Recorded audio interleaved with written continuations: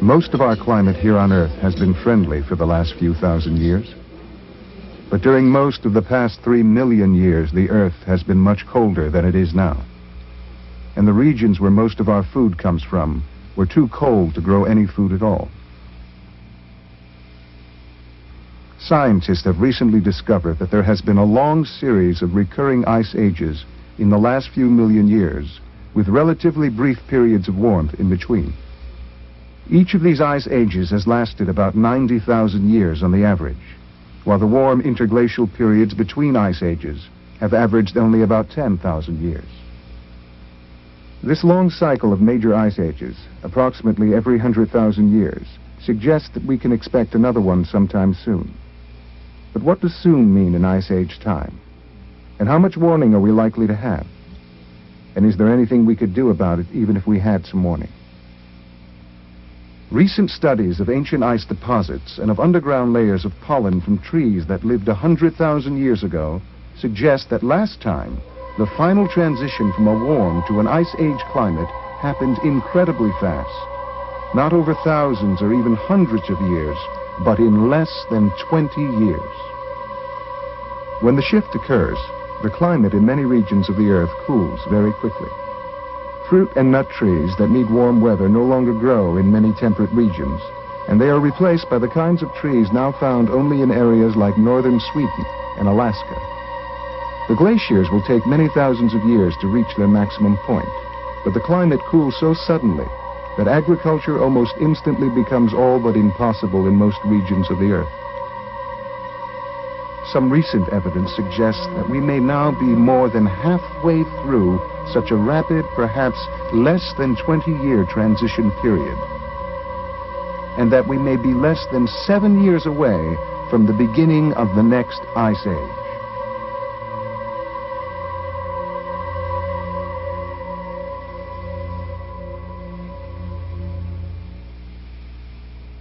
What could possibly cause a cycle of ice ages which recur every 100,000 years? Up until recently, many scientists have believed that the major ice ages are caused by very small changes in the Earth's orbit over tens of thousands of years, changes which have minute effects on the amount of sunlight reaching various parts of the globe. Some of these orbital movements do seem to cause relatively minor fluctuations in ice cover on the Earth. But the small variation in the Earth's orbit around the Sun, which very slightly narrows and widens on a 100,000-year time frame, produces changes in sunlight which are so minute, on the order of 0.5%, that many scientists now feel that this is not likely to be the cause of such enormous phenomena as the major ice ages.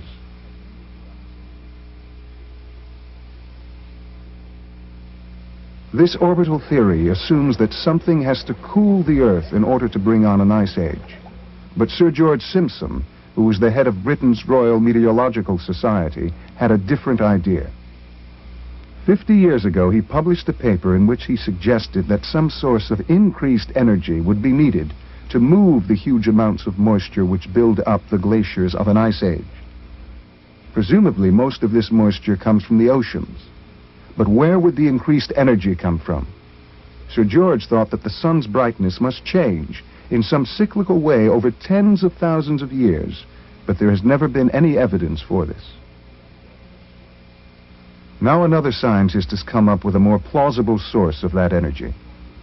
John Hamaker is a mechanical engineer trained at Purdue University who has been studying climate from a very multidisciplinary perspective for the past 15 years.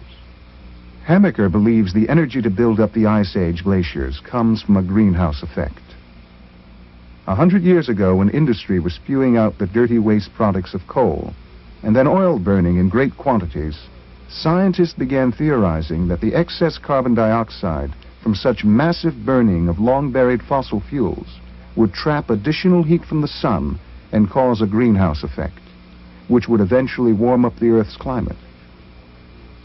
Since we've been burning fossil fuels in enormous and ever-increasing quantities ever since, some climatologists have theorized that a greenhouse warming will eventually warm the Earth substantially, and that this would eventually melt the polar ice caps, which would raise sea level and flood coastal cities all over the Earth. But carbon dioxide, CO2, has been dramatically increasing in the atmosphere for more than 100 years, and there is little evidence of any global warming in all this time. In fact, Northern Hemisphere winters have been colder during many of the last 15 years than in all of recorded history. Florida citrus crops used to freeze about 1 year every decade. They froze 4 of the 5 years from 1980 to 85. New records have been broken over and over again almost every winter in the past few years. John Hemaker points out that the greenhouse effect has to occur most strongly in the tropics, since that is the area which already gets the most sunlight. The poles in higher latitudes, which get relatively few of the sun's rays, they're even dark much of the year, should be warmed very little by a greenhouse effect. When the tropics heat up and the poles don't change much, the temperature difference between these two areas of the globe increases. And when that occurs, any meteorologist can tell you what will happen. It might very well be that the number of hurricanes would increase, and the number of tornadoes, not only will they increase, but the intensities might be greater.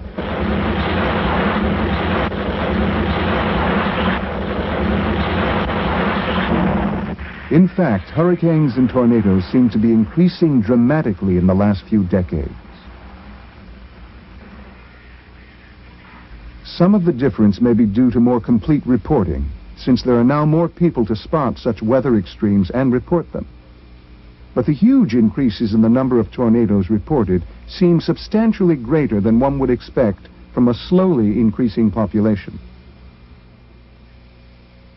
As the greenhouse effect heats up the already warm tropical oceans, additional water is evaporated, which forms more clouds. Some of this extra moisture gets picked up by the increasing wind systems that have developed and is moved far away. Hamaker believes that this process is responsible for the excessive rainfall the Northern Hemisphere seems to be experiencing in the last 10 to 15 years, which has caused some rivers to flood severely. And that this increased rainfall is what has caused some lakes to rise to record levels in recent years. This is Lake Michigan, which has begun to overflow its banks into parts of Chicago's lakefront neighborhoods. And this is the Great Salt Lake, which now covers the railroad tracks that used to run by it.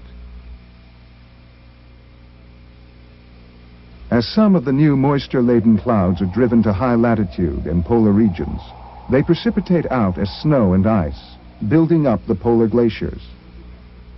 The average Northern Hemisphere snow cover increased enormously from 1967 to 1975. Since then, the area covered by spring snow cover has again reached record levels, freezing newly planted crops and turning millions of peaches and other fruit into ice cubes. Some scientists now believe that simply by producing more clouds that block the sun, a greenhouse effect makes the Earth colder rather than warmer. Others believe that a sustained increase in cloudiness, whatever its source, could lead to an ice age.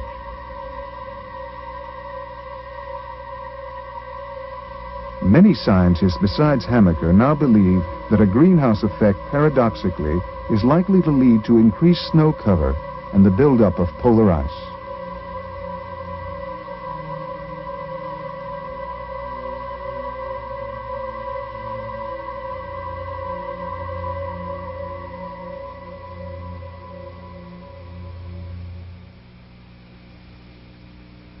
But how could a greenhouse effect have been responsible for the previous ice ages in the cycle, all of which occurred long before we even existed?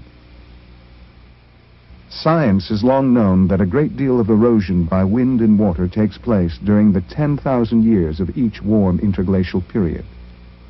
One of the major consequences is that the minerals in the soil get eroded away or leach deep into the subsoil, where they can no longer be reached by the trees and other plant life.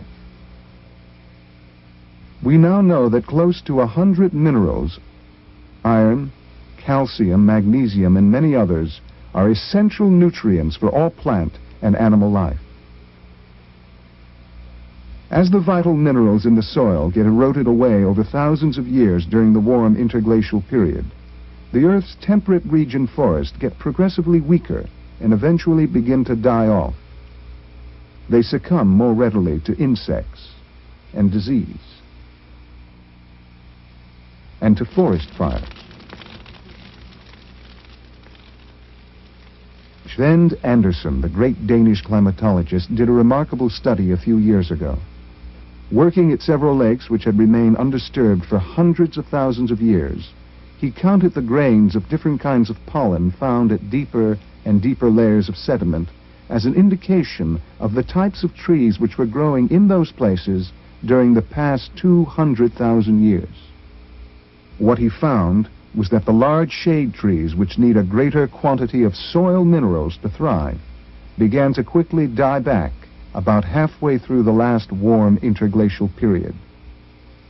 He believed that the loss of soil minerals to erosion and leaching was the reason, and he found additional evidence for this view in the simultaneous increase of less vital plants, like ferns and heather, which typically grow on more acidic soils. Minerals buffer the soil against acidity, and when they are lost, the soil inevitably becomes more acid.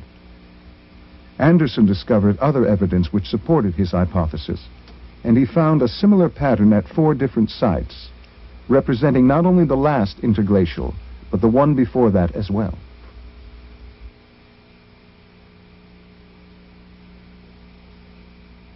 As the Earth's forests weaken and begin to die from the progressive loss of soil minerals, they stop consuming their great quantities of carbon dioxide and instead give it back to the atmosphere very quickly when they catch fire. Most forest fires are caused by lightning. The additional carbon dioxide created by this natural process would create a greenhouse effect which could periodically evaporate and move large quantities of tropical moisture to build up the glaciers, thus leading to the recurrent cycle of ice ages. And there's one last piece of this awesome puzzle. When the ice age comes and the glaciers slowly advance over thousands of years, they grind up the many types of rocks in their path into a fine dust. This rock dust is then blown by wind and carried by water over many parts of the Earth. Rocks are made up of minerals, so this rock dust remineralizes much of the Earth's soil. It nourishes the forest and other vegetation once more. As the forests become rejuvenated, they thrive and spread, and they consume the excess carbon dioxide in the atmosphere.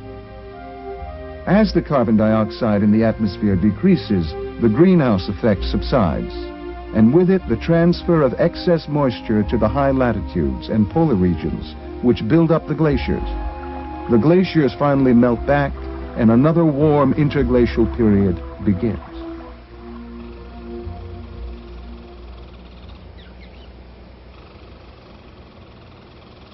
There seems to be quite a consensus about the fact that variability of climate is on the increase, and if this is so, the differential CO2 effect becomes more credible than the general warm-up that's advocated by those who model climate in computers. And this is a great service, I would suggest, that Hamaker has done, is to consider the whole first and try to understand how all the parts that are included into it, like the atmosphere, the oceans, the biosphere, the ice part of the globe and all these things, how they really interact in order to make the climate understandable. I write the annual review of the environment for the Encyclopedia Britannica, and I have written several environmental studies textbooks. John Hamaker has developed a beautiful and comprehensive theory of climate change, every element of which is supported by scientific evidence. His theory has been sitting under the noses of many other scientists, but they have largely overlooked it. In my judgment, John Hamaker's theory is a major contribution to humanity. Here is a drawing of the whole system, the engine of the ice ages, as proposed by John Hamaker. It starts with the demineralization of much of the world's soils by erosion and leaching, particularly in the temperate regions. When soils lose their minerals, the forests growing on them become weakened, and they consume less carbon dioxide from the atmosphere. Then, as they die, and sometimes catch fire and burn, their carbon is released back to the atmosphere in ever greater quantities. This excess carbon dioxide creates a greenhouse effect, trapping additional heat from the sun. Because the tropics get much more direct sunlight than the higher latitudes, they are warmed much more by the greenhouse effect. This warms up the tropical oceans and evaporates more moisture from them, which forms more clouds. The increasing temperature difference between the poles and the tropics creates a larger pressure difference as the warm air rises and the cold air rushes in to replace it. This circulates the air faster and produces higher winds. These winds move many of the new moisture-laden clouds towards the higher latitudes. In the mid-latitudes, they make the Earth colder, and some of them precipitate out as additional rain, which may lead to more floods. Toward the high latitudes and the poles, some of these new clouds precipitate as increased snow and ice. The ice sheets and glaciers begin to build up, cooling the polar regions even more. This widens the temperature difference between the poles and the tropics still further, accelerating the process and building up ice sheets and glaciers still more.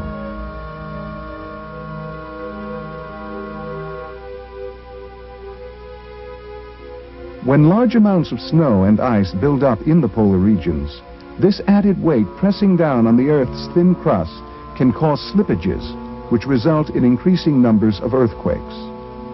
This may also be happening in recent years. As the polar ice sheets expand and grow and press down more on the molten layer just beneath the Earth's thin crust, this red-hot lava tends to squirt out in other places, like hydraulic fluid. The result is increasing volcanic eruptions as the ice age progresses.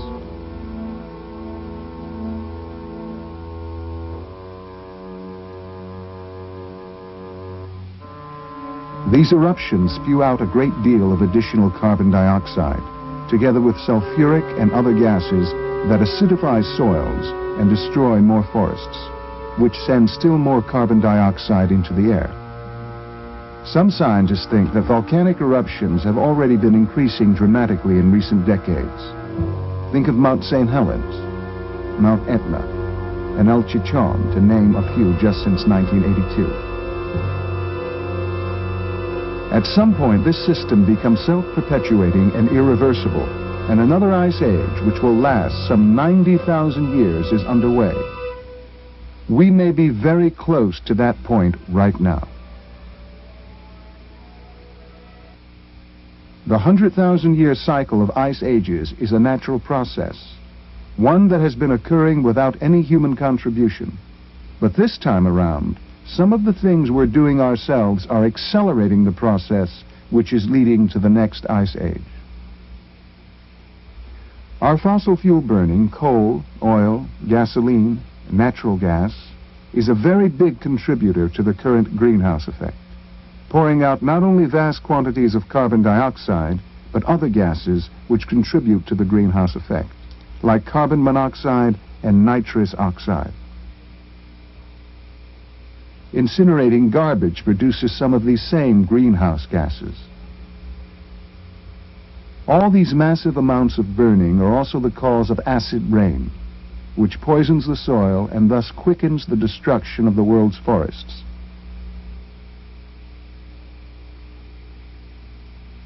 The tropical rainforests contain the most concentrated, rapidly growing vegetation on Earth. And we've been cutting them down at an ever-accelerating rate. The Amazon basin in Brazil is the largest of the remaining rainforests on Earth. An area of Amazon rainforest the size of France is being clear-cut every 5 years. the equivalent of a football field every second. Tropical forests in Central and South America are often burned or bulldozed to clear land for more cattle ranching. Often these huge fires get out of control and burn vast numbers of trees covering thousands of square miles. 95% of the meat from these cattle ends up as cheap hamburgers that are sold and eaten in the United States. The meat is not needed, but fast food chains buy it because it's a little bit cheaper than buying cattle raised in America. About a nickel per hamburger cheaper.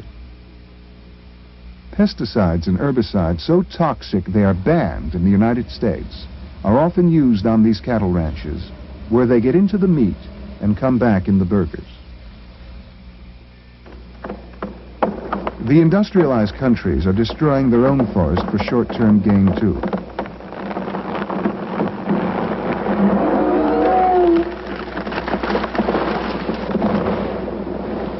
Whole sections are clear-cut, resulting in erosion and the loss of precious topsoil. Modern warfare also takes a terrible toll on forests, sometimes deliberately, like the widespread use of Agent Orange in Vietnam.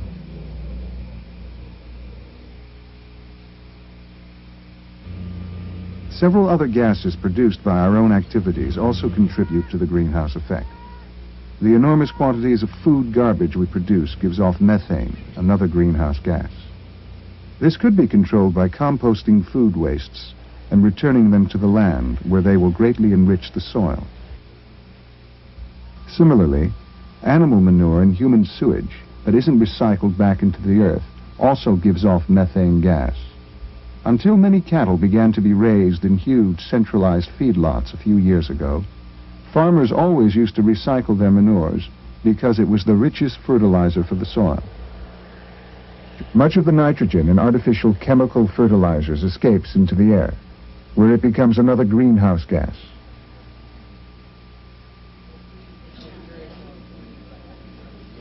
There seems to be considerable evidence which suggests we may be well into the final, perhaps less than 20-year period that marks the end of the warm interglacial and the beginning of the next ice age. John Hamaker estimates that such a rapid transition period may have begun around 1975, based primarily on forest decline, forest fires, record cold winters, spreading drought, rising lake levels, and the steeply rising curve of atmospheric carbon dioxide. Professor Genevieve Worlard, who discovered the less than 20-year period of rapid cooling that ushered in the last ice age, wrote in 1979 that we may already be in such a transition period this time around. In other words, the next ice age could conceivably begin sometime before 1995, within the next 7 years at the time this film is being made, perhaps even within the next 5 years. Whenever that transition occurs, the climate in the temperate regions where most of the world's food is grown will quickly get much colder. Crop freezes will occur some nights during the growing season, destroying many sources of food. Increasing high winds, hurricanes, tornadoes, and hailstorms will destroy additional crops. Flooding will ruin the food crops in some areas. And increasing heat and drought, like that which destroyed some 90% of the crops in the southeast states of the U.S. in 1986, will also devastate agriculture in some areas. It'll be a total loss. Widespread drought occurs when the rain, which normally falls in some tropical and temperate regions, is picked up by high winds and carried closer to the poles. Hamaker believes that as a result of these combined devastations, the majority of people on Earth, in every region, may die of starvation in less than a decade. And that the long 15-year drought in northern Africa, which has already resulted in so much starvation, is only the beginning of what may become the greatest Holocaust in the history of the planet.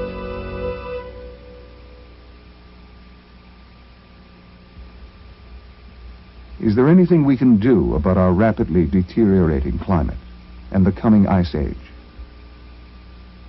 Incredible as it may sound, if a greenhouse effect, driven by the gradual loss of soil minerals and the consequent decline of the Earth's vegetation, is in fact the long-sought engine of the ice ages, we may have it within our power not only to slow down the process, but to stop the cycle of ice ages completely. How? By doing a number of things very quickly. Stopping the clear-cutting of the Earth's forests, greatly reducing our fossil fuel burning, planting vast quantities of new trees to consume the excess carbon dioxide, and by taking over what seems to be the glacier's job and remineralizing much of the Earth's soil ourselves. Many of the Earth's temperate region forests are dying. Forest fires have also been increasing dramatically in recent years, a sign that many forests have become weakened and dried out. And we know now that dying trees and forests can usually be rejuvenated by remineralizing their soil with finely ground gravel dust.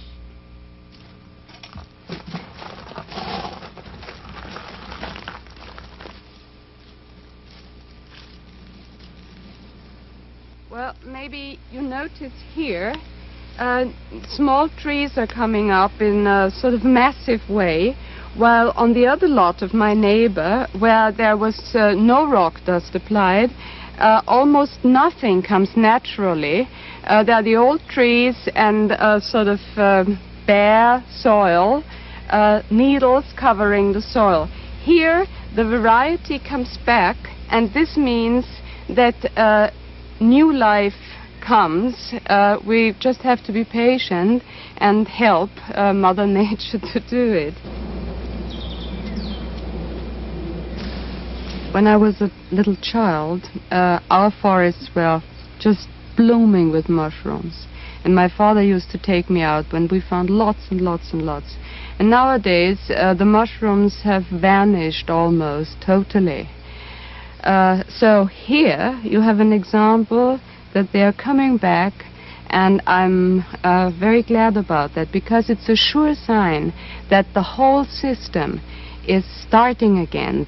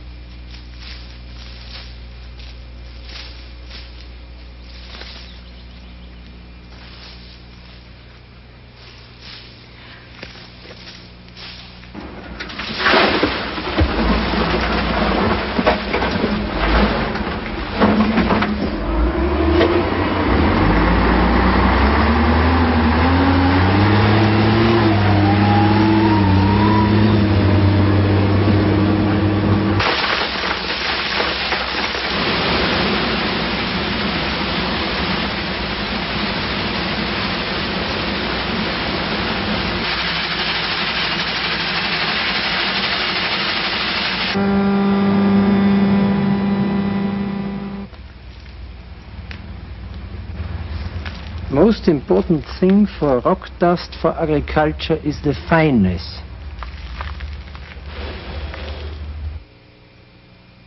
The problem in this natural park is that not only the big trees are dying, even the young trees died about 5-6 years after being planted here.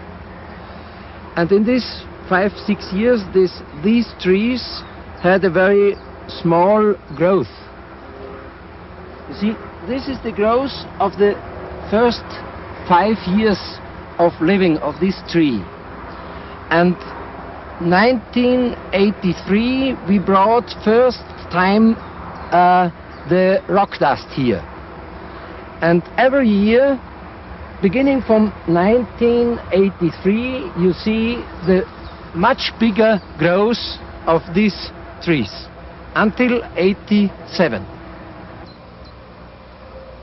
This tree was at 7-8 years at this height. In the following 4.5 years, the tree reached this growth. The problem in this place was that from air pollution from a copper industry very near to this place, the soil and the air was so polluted that experts thought to take away the whole soil and to bring new one to get a new forest. And we wanted to demonstrate that only with a small quantity of rock dust the polluted soil could be regenerated. And we came here to put first time rock dust at 1983, and it was very surprising for us that even a half a year later the trees showed the first better growing. Against the opinion of the experts, they said there will not be any result or it will take lots of years.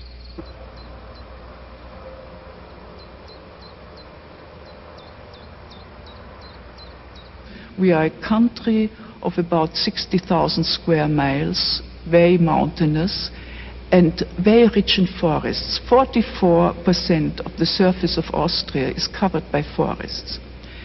Now, the fact of these forests dying increasingly fast has really alarmed a number of people in our country. We witness now an increasing soil destruction, poverty of the soil, the dying of the microbes and other microscopic necessary animals. We have learned from scientists that the dust of rocks and gravel has a very good effect in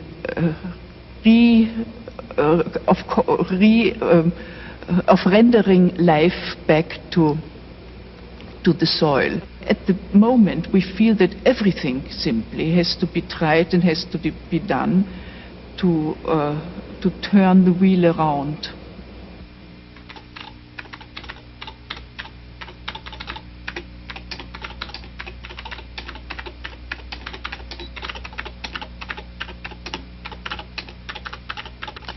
Da sieht man das sehr schön, dass die Nadeln des Zweiges mit Gestein. The needles of the tree, which was fertilized with rock dust, are very strong, thick, and dark green, whereas on the other tree the needles are much more loosely distributed and thinner, and are not as intensively green in color. So intensiv grün gefärbt wie in diesem Fall.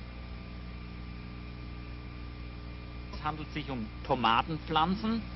Die Pflanzen These are tomato plants from the same location.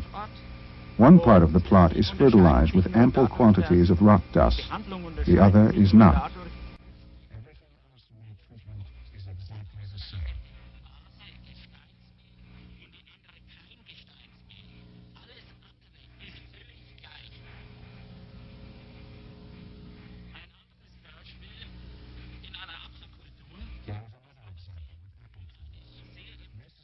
Sensitive type of apple known as the cracked arrow.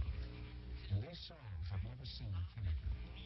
These trees have been fertilized exclusively with rock dust. It is almost incredible that one can achieve such a result without chemical fertilizers.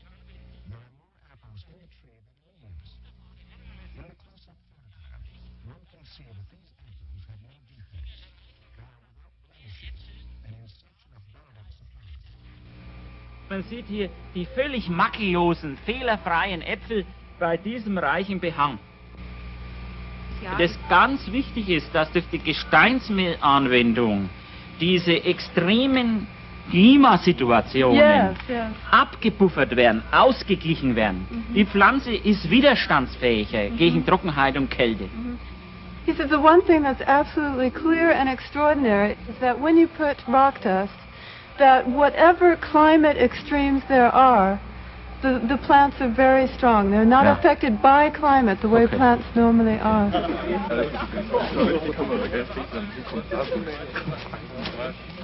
Also wenn Sie mich fragen, warum die Gesteinsmehlanwendung bei derartigen Erfolgen, die man You might ask me why fertilizing with rock dust, despite all its success, which can be proved, has progressed so slowly and is not recommended officially by our agricultural institutions and by science. The big chemical fertilizer producers do not like competition. They want business just for themselves. Ein wirtschaftlicher Grund ist, die großen Düngemittelhersteller sehen nicht gerne eine Konkurrenz. These chemical fertilizer producers, of course, have a strong political lobby in order to put themselves in the foreground and to push everything else into the background. Sich selber in den Vordergrund zu bringen und alles andere zurückzudrängen.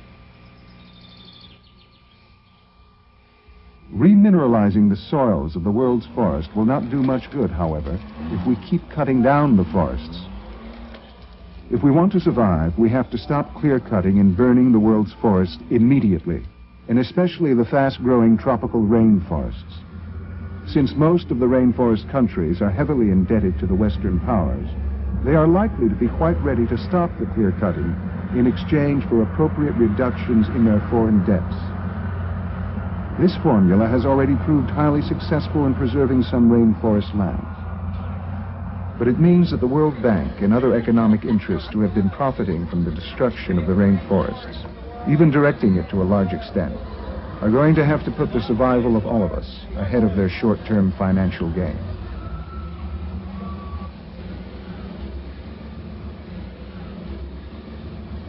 And because cattle raised on former rainforest lands usually end up as fast food hamburgers, there is now a worldwide boycott of all fast food outlets until our climate can be stabilized.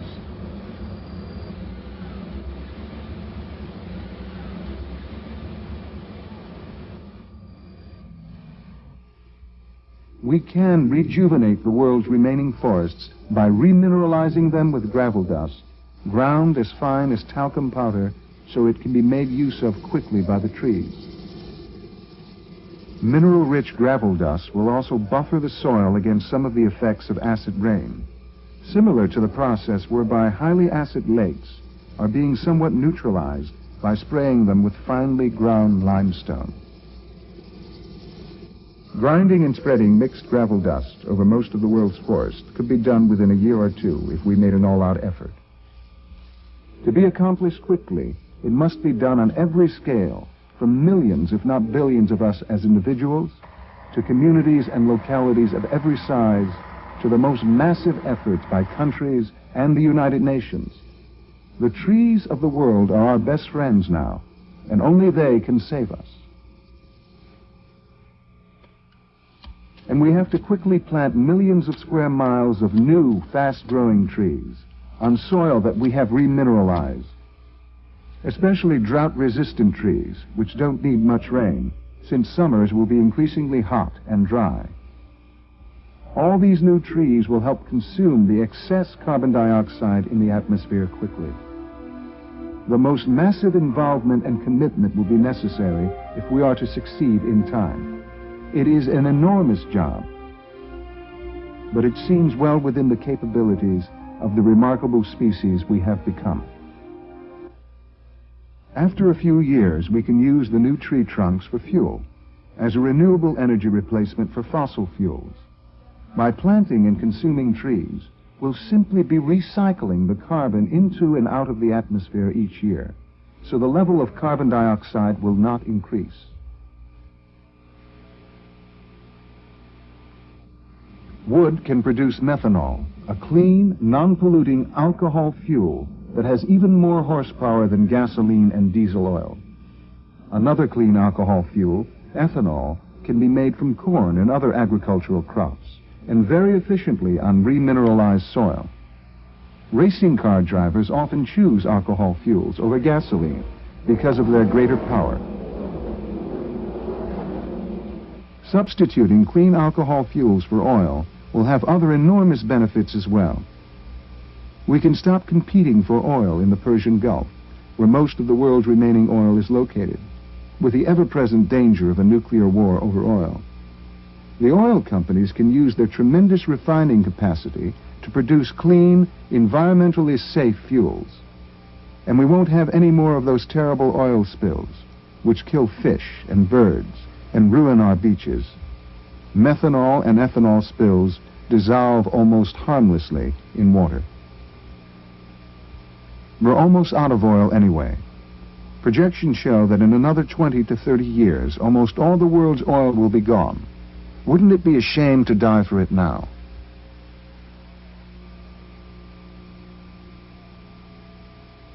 Wood can also be used to produce methane gas, a renewable replacement for natural gas, coal, and heating oil. We have to stop burning the dirtiest fuels, like coal and oil, which produce great quantities of carbon dioxide, as quickly as possible. Large double-glazed windows can provide most of the heat for a house throughout the year, free. Window blankets keep the heat in at night.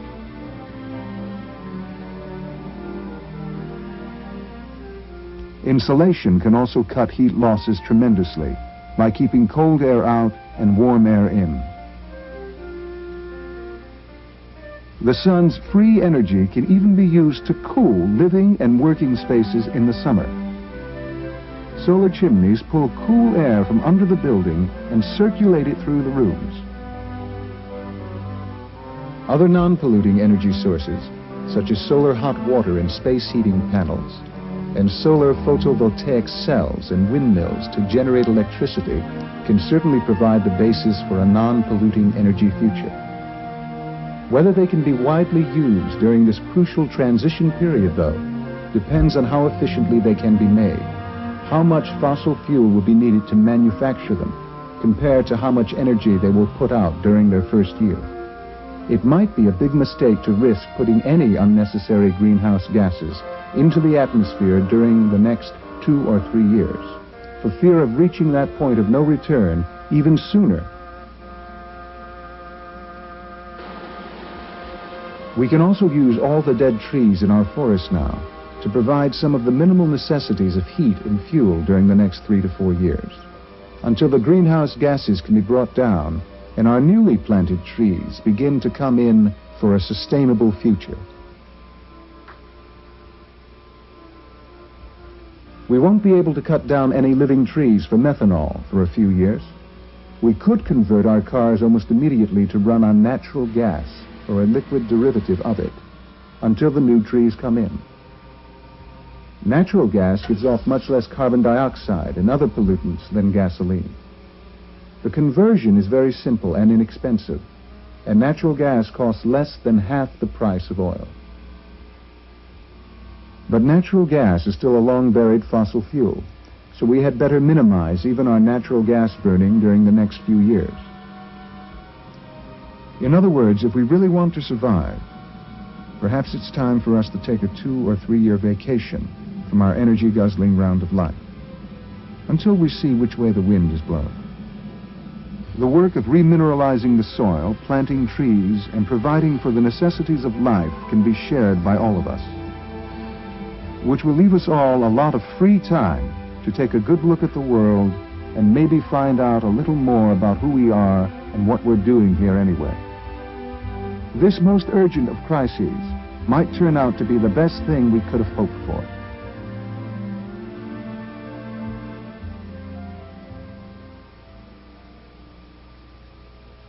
Remineralizing the soil will also revolutionize our agriculture. After 10,000 years of erosion and leaching since the last ice age, agricultural soils have also become severely demineralized. Crop yields are greatly reduced from what they could be. John Hamaker estimates that we can grow several times as much food on remineralized soil than we can grow now. And all of it much better, more nourishing than the food we now grow with chemicals. The high cost of chemicals is bankrupting many farmers now and helping to destroy the family farm. Crops grown on remineralized soil don't need any pesticides or other toxic chemicals because healthy crop plants, like healthy trees, are highly resistant to insects and disease. Don Weaver grew enormous heads of organic lettuce like this one in his backyard garden on soil he remineralized himself. Dan Hemingway did a little controlled study in his garden, remineralizing only one part of it. Later, he pulled up 10 carrots from each plot and laid them side by side in a flat. The remineralized carrots are several times as big. Perry Spiller, president of the Soil Association of New Zealand, suggested to his daughter Jean Marie that she do something on remineralization for her high school science project. The plants fertilized only with rock dust were 4 to 5 times bigger than the control plants. Larry Ephron added some gravel dust to 2 out of 3 flats of collard green seedlings and got these visible results after only a few weeks. The Australian Mineral Fertilizer Company has been producing finely ground rock dusts for use in agriculture for many years now.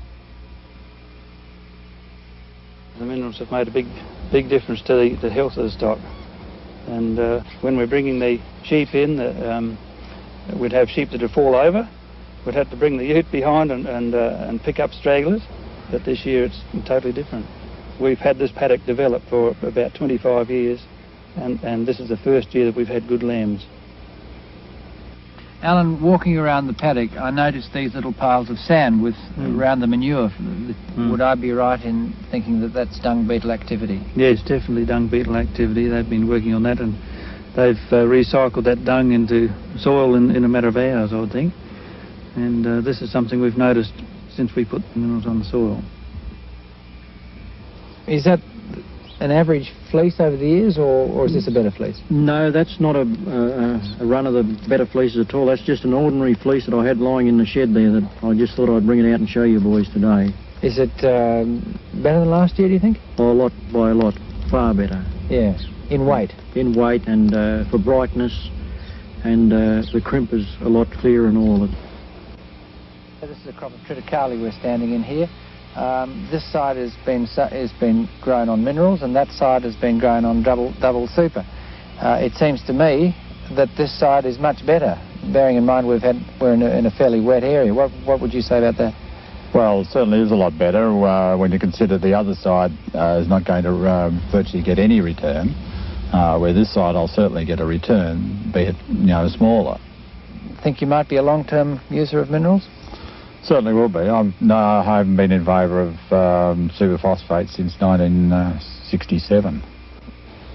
I haven't priced superphosphate for 4 or 5 years. I haven't used it for 4 or 5 years now, so I haven't been pricing it. But I understand super would cost around about $250 to $300 a tonne, as against mineral fertilisers about $86 a tonne. So cost-wise, I can do it for a third of the price. Yeah. There's a lot more activity in the soil now. We've got crows and cockatoos operating here all the time, and so we're feeding the whole environment, not just the sheep. Yeah. The stock are eating the weeds now, whereas dock and capeweed used to run riot here. Now the stock are eating the weeds and finding them more palatable, so I think given time we'll get rid of all the weeds. The neighbour over here is spending a lot of money at the vets, having his dead stock analysed to see what was wrong with them. Does he ever make a comment when he sees your stock here, which are looking clean and fat and healthy? He has commented on how healthy our weaners look here, and he wonders why. Yeah, I tell him why, but it doesn't seem to go any further than that. It takes some people a long time for the penny to drop.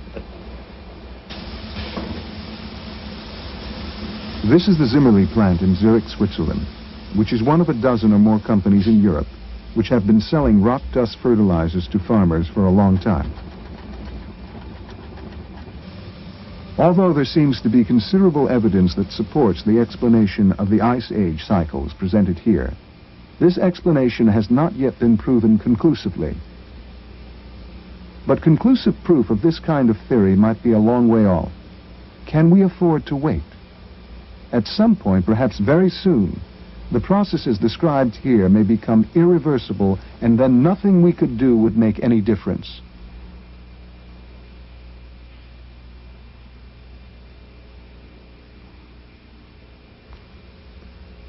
Even if we were to begin tomorrow to do everything that needs to be done, however, and are ultimately successful in stopping the next ice age, the climate might still be increasingly severe for the next few years, until some of the excess carbon dioxide can be taken out of the atmosphere and the greenhouse effect begins to subside. So we also need to begin stockpiling food, especially staple foods like grains and legumes, to get us through the next few years safely. The only way we can quickly build up worldwide food reserves enough is by remineralizing farm soils, which will bring much higher yields within a year or two. It will help if we stop feeding so much of our grains to cattle and other animals, and reduce our meat eating for a while. We also need to quickly build as many solar greenhouses as possible.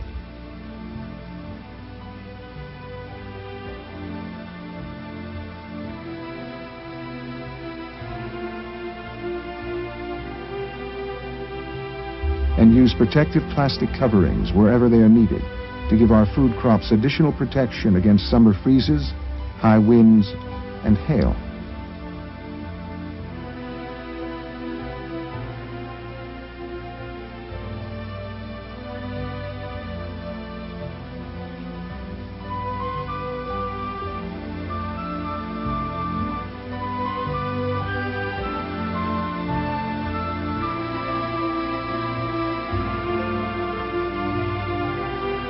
An attached solar greenhouse will also heat much of the house at the same time.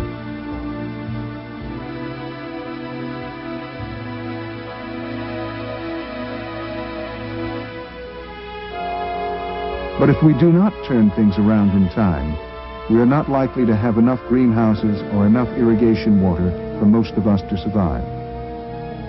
And if there is less and less food to go round, we may start killing each other over it. So it seems like we better recognize very quickly what may well be happening and start as soon as possible to do everything we can to bring the greenhouse gases down to safe levels.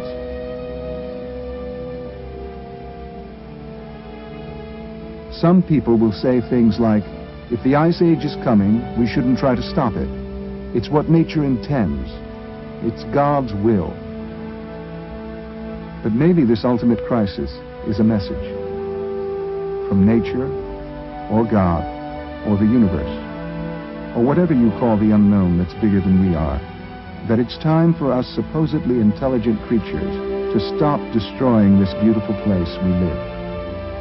And if we get the message and act on it in time, we will perhaps have evolved to a higher level of consciousness. And maybe we'll be ready finally to coexist respectfully with our neighbors, the countless other plant and animal beings we share this planet with.